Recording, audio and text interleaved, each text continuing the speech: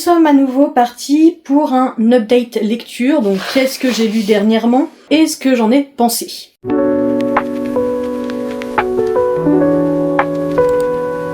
On commence tout d'abord avec les livres en format numérique. En premier, j'ai lu The Joker and the Queen de Alexis Fioren.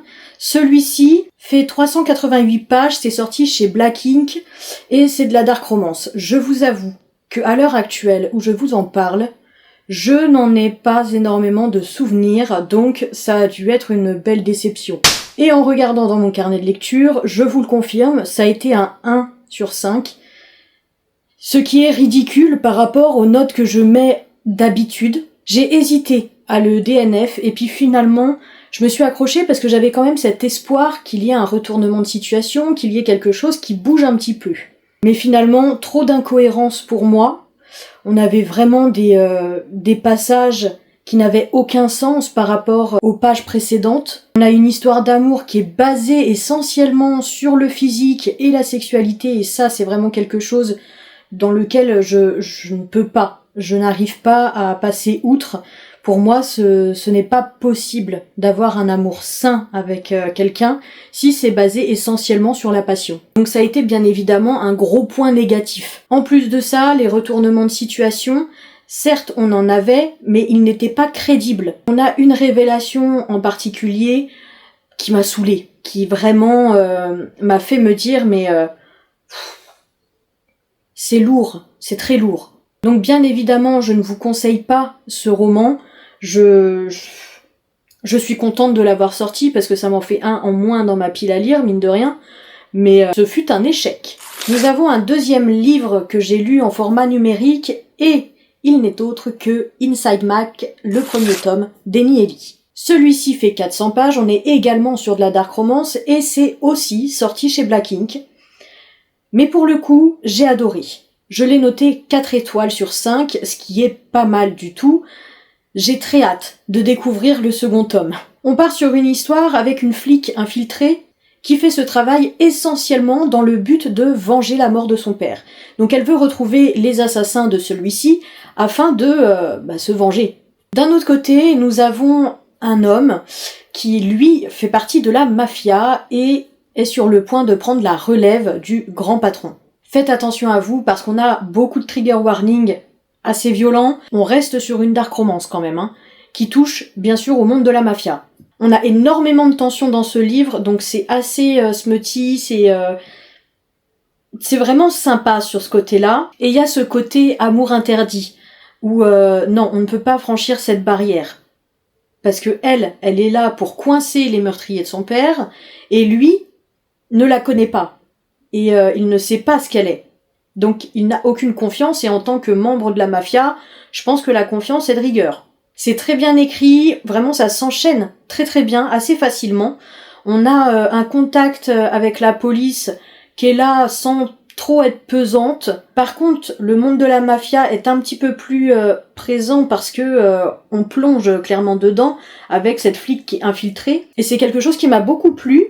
Je ne suis pas fan des dark romances où on parle de mafia, en règle générale, mais là je vous avoue que ça l'a très bien fait, parce qu'on a essentiellement droit de voir ce que elle voit. Donc bien évidemment, vu que la confiance n'est pas là à 100% pour elle, dans ce milieu-ci, elle en voit pas grand-chose non plus. J'ai beaucoup aimé aussi les personnages secondaires, je trouve qu'ils ont vraiment leur importance et également leurs propres caractéristiques, donc j'ai très très hâte de lire le second et le dernier tome du coup de cette duologie. Nous passons maintenant au livre en format physique que j'ai lu. En premier, nous avons une duologie, un intégral, qui n'est autre que L'Empire des femmes de Cassandre Lambert. C'est ce livre-ci qui est absolument magnifique. Et je vous avoue, je l'ai dévoré. On est sur plus de 700 pages pour ce livre-ci, sur une dystopie, où en tout cas le matriarcat est au pouvoir. Donc les femmes dirigent, et les hommes sont traités comme des esclaves, ou en tout cas n'ont pas du tout le même rang que les femmes. On va suivre le personnage d'Adonia, qui n'est autre que la princesse de Sapientia, donc le monde dans lequel se déroule l'histoire, en tout cas la ville. Et chaque année a lieu une sorte de tournoi où en fait des hommes s'affrontent dans une arène pour devenir les futurs géniteurs de certaines femmes. Les plus vaillants, ceux qui survivent, les plus robustes, sont ensuite achetés du coup par ces jeunes femmes dans le but de tomber enceinte. Adonia, elle est pas friande de ce genre de tournoi, elle n'a clairement pas hâte d'y participer et surtout de tomber enceinte, sauf que elle a également un frère jumeau. Et ce frère, elle l'aime plus que tout, bien que ce soit un homme, et elle veut le protéger. Pour le protéger, et ça c'est quelque chose que vous verrez si vous lisez ce bouquin, elle doit participer à ce tournoi et acheter un géniteur pour tomber enceinte. Nous avons également un deuxième point de vue qui est un point de vue masculin, celui d'Hélios, qui lui a grandi sur les terres de Ténéros, donc une île qui est à côté de Sapientia, mais sur laquelle on n'a absolument que des hommes. Ce sont des hommes qui ont été envoyés là-bas en tant que nourrissons, donc nés de femmes qui vivent à Sapientia mais qui veulent se séparer de leurs enfants hommes, parce qu'elles ne pourront soi-disant rien en faire, ou alors des hommes qui étaient géniteurs ou qui travaillaient sur des femmes qui ont fini par s'enlacer ou par vouloir tout simplement les punir pour certains crimes qu'ils auraient commis en les envoyant sur Ténéros, donc cette île où il n'y a quasiment pas de ressources et où ils vivent un petit peu comme avec la loi du plus fort.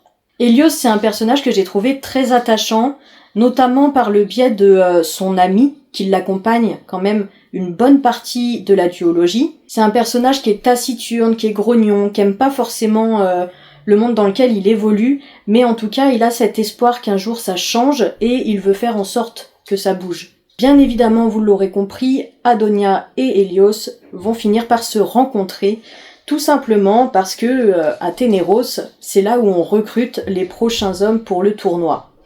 Et Hélios est choisi. Il va donc participer au tournoi dans l'arène, et c'est là qu'il fera pour la première fois la rencontre d'Adonia. Au niveau de l'écriture, Cassandre Lambert, elle a une plume extrêmement fluide, qui enchaîne les actions tout en y mêlant des émotions, et c'est très bien fait, c'est très beau. J'ai été assez émue aussi parfois, notamment par la condition des hommes, qui peut nous ramener à la condition des femmes actuellement dans certains pays.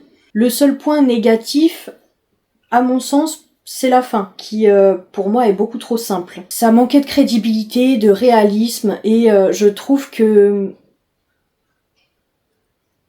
c'est une fin beaucoup trop utopiste. J'ai enchaîné avec The Devil's Sons de Chloé Walleran, le tome 1. Donc j'ai le format relié et écouté. Je n'ai pas été déçue de ma lecture, j'ai trouvé ça vraiment sympa. On est encore une fois sur une dark romance, en ce moment j'ai beaucoup envie de lire de la dark. Il faisait partie de ma pile à lire du mois, donc ma foi c'est fait. Et j'en suis assez contente, je pense lire le tome 2 prochainement. Ici on va suivre le personnage d'Avalon qui entre à l'université et qui est atteinte d'un problème cardiaque, d'une maladie cardiaque. Elle a toujours été un peu couvée par sa mère, elle n'a jamais fait la fête comme elle l'aurait souhaité, ou en tout cas profité d'une certaine liberté à cause de cette maladie.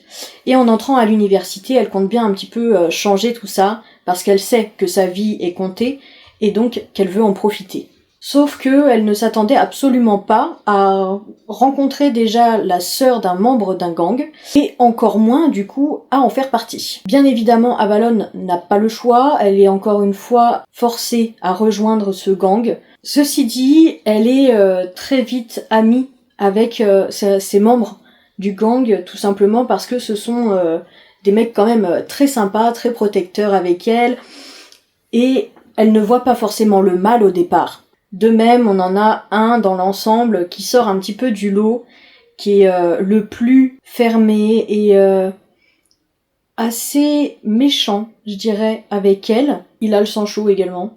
Et forcément, ce type-là, elle craque pour lui, quoi. Donc très rapidement, elle va se retrouver impliquée dans leur trafic, sans pouvoir dire non et stop, parce que elle a noué quelque part un lien avec eux.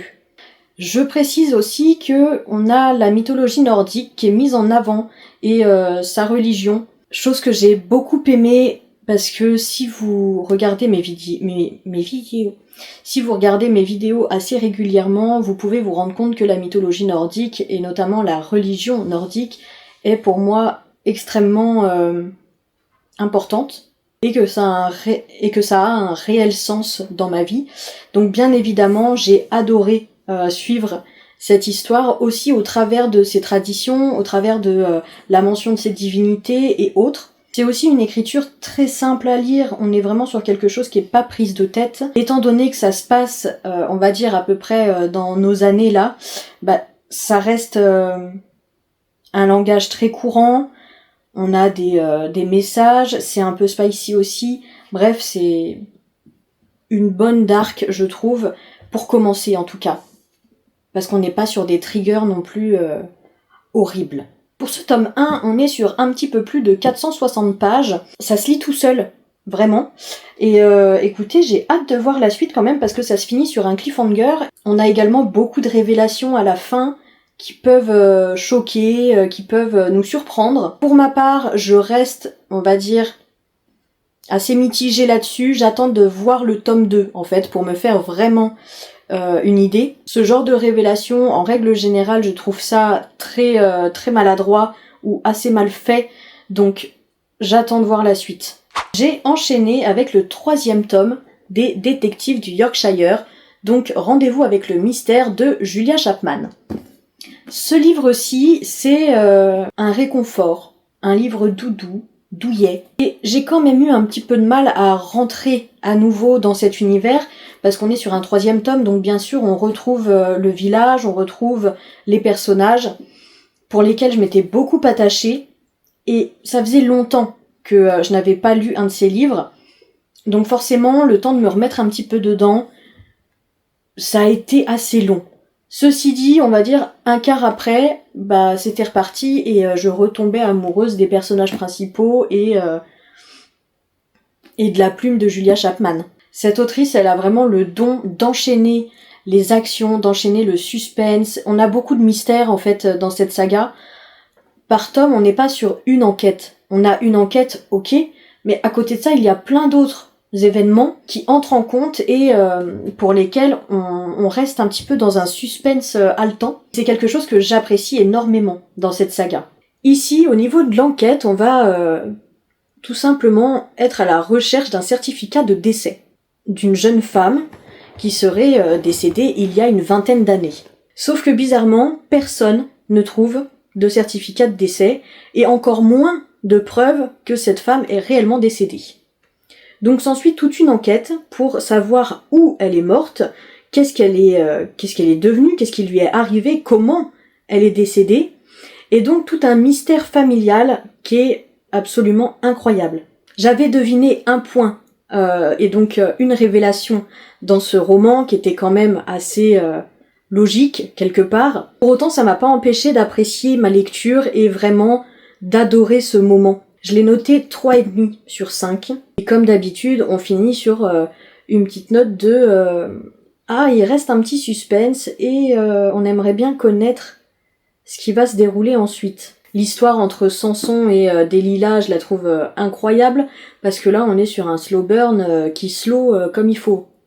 Là, on est au 3e tome, il n'y a rien eu encore. Mais on voit très bien que quelque chose se passe, finalement. On le sent. En tant que lecteur, nous ne sommes pas bêtes. Donc si vous cherchez de la cozy mystery, vraiment, c'est la saga, je pense, la plus abordable et qui vaut vraiment le plus le coup. Mon dernier achat de ce mois de février a été une de mes lectures et c'est To the End de June Serra chez Adonia. On est sur une petite brique quand même, 635 pages. Ce livre-ci, je le trouve très très beau. Et écoutez, j'avais envie, encore une fois, de lire de la dark romance, donc j'ai sorti celui-ci. Ici, on va suivre Nali qui intègre une académie qui est très secrète, uniquement pour l'élite, pour les plus riches, et elle la rejoint du coup avec sa sœur April. Au sein de cette université, elle va faire la rencontre de Rowan, qui lui est venu avec un de ses amis les plus proches, et instantanément, on sent bien que quelque chose se passe entre Nali et Rowan. Ceci dit, à aucun moment je m'attendais à cette histoire. Sachez que ce livre parle de mafia, ça on ne le dit pas dans la 4e de couverture malheureusement, je pense que ça aurait pu être intéressant de le savoir avant. notamment pour les personnes qui n'aiment pas forcément ça. Ça a été une bonne histoire, un bon livre, pour autant pas transcendant non plus. J'ai trouvé qu'il y avait beaucoup d'action, beaucoup de retournements de situation, même peut-être trop en fait, et ce qui rendait vraiment tout ça assez burlesque. Pour autant, j'ai beaucoup apprécié la relation entre Rowan et Nally, qui passe de étranger à amoureux à ennemi. Il y en a vraiment tout un truc dans cette relation qui est fort et qui parfois m'a fait mal aussi dans ma lecture. On a beaucoup de secrets de famille, beaucoup de violence aussi, donc attention au trigger warning. Mais ce qui reste central dans ce bouquin, c'est quand même la vengeance.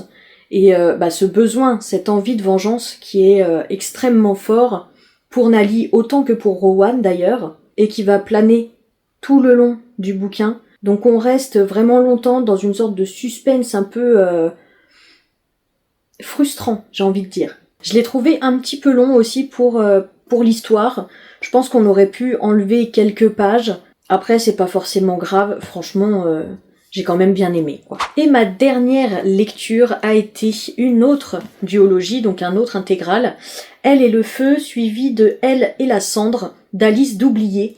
Donc là, je l'ai en format poche. J'avais très envie de me l'acheter quand il est sorti, donc le premier tome, il y a 2 ans, je crois, quelque chose comme ça, en format broché, et puis j'ai bien fait d'attendre qu'il sorte en poche parce qu'on a eu l'intégrale du coup pour 9,90 €. Alors j'ai envie de vous dire, ça vaut largement le coup. Là, on est sur de la fantasy avec des protagonistes extrêmement différents les uns des autres. On va suivre 3 femmes qui viennent de différents territoires et qui ont donc grandi avec une culture propre à la leur, propre à leur tradition, mais qui ont toutes une chose en commun, c'est le fait de vouloir être libre. Ce monde vénère le feu, concrètement. Sauf que on a des femmes, des hommes qui naissent et qui ne craignent pas le feu et qui possèdent ce pouvoir. Ces personnes-là sont vouées à mourir. On les tue obligatoirement parce que ces pouvoirs peuvent engendrer la destruction totale d'un royaume. Pendant des années, on a eu une sorte de chasse de ce qu'on appelle les Ermides, afin d'exterminer vraiment toutes les personnes qui avaient ce pouvoir. Ceci dit, les Ermides sont peut-être bel et bien mortes. On a, à l'heure actuelle, quand on commence ce livre, de nouvelles personnes qui naissent avec ce pouvoir et qui en plus résistent au feu. Les Ermides, à la base, pouvaient mourir par les flammes, mais à l'heure actuelle, les Apires y résistent. Ces 3 femmes, au début du livre, ont clairement des objectifs différents. Alia, elle veut absolument rester cachée. Elle ne veut pas qu'on la regarde, elle veut rester en retrait tout simplement pour garder son secret pour elle.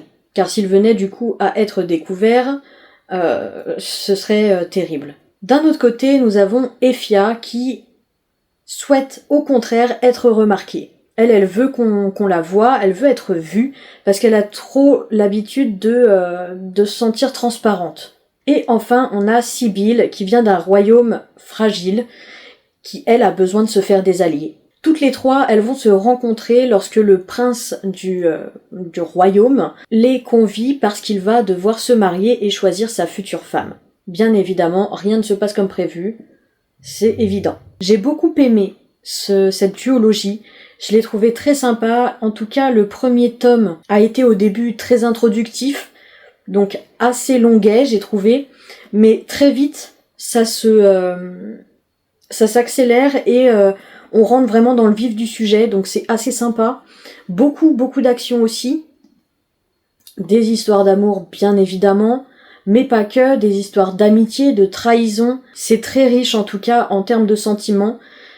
Le seul hic pour moi, c'est la fin. Le 2e tome, on est clairement sur quelque chose de violent qui est censé nous marquer, et je trouve que ça n'a pas été assez marquant. Je trouve que ça manquait de bouleversement, ça manquait cruellement de mort aussi, parce que oui, dans une duologie en fantasy, à mon sens, il faut des morts pour que ce soit crédible et que ça nous fasse quelque chose en tant que lecteur. À part si, bien sûr, ça ne parle pas du tout de ça et c'est pas du tout le sujet, quoi. Mais là, on est clairement dedans. Donc, le fait qu'on n'ait pas de personnage vraiment important qui meurt, bah ça m'a dérangé. Alors après, c'est mon avis, peut-être que vous, les personnages auxquels je pense ne sont pas si importants que ça, et au contraire, ceux qui sont morts étaient importants, je ne sais pas. Mais en tout cas, moi, ça a été mon ressenti, et du coup, j'ai été un peu déçue par cette fin. Par contre, je trouve que c'est très beau la manière dont on parle de l'amour. Ici, on parle d'amour sous toutes ses formes. Et pour le coup, ça m'a marqué. C'est un point, je trouve, essentiel et le pilier de ces romans. Je pense que je lirai un autre livre de cette autrice, donc Alice Doublié, parce que j'ai beaucoup aimé sa plume, mine de rien, et j'ai envie de voir un petit peu ce qu'elle peut faire d'autre. Il me semble que ce sont ses premiers livres en plus, donc à mon sens, ça ne peut que s'améliorer, et étant donné que j'ai quand même beaucoup aimé cette duologie, je pense que les autres livres qu'elle sortira ne pourront être que meilleurs. Bien évidemment, on parle de femmes, donc la femme est mise en avant dans cette duologie. C'est tout pour ce petit point lecture, j'espère que ça vous aura plu. En attendant, je vous fais des bisous et je vous dis à tout bientôt.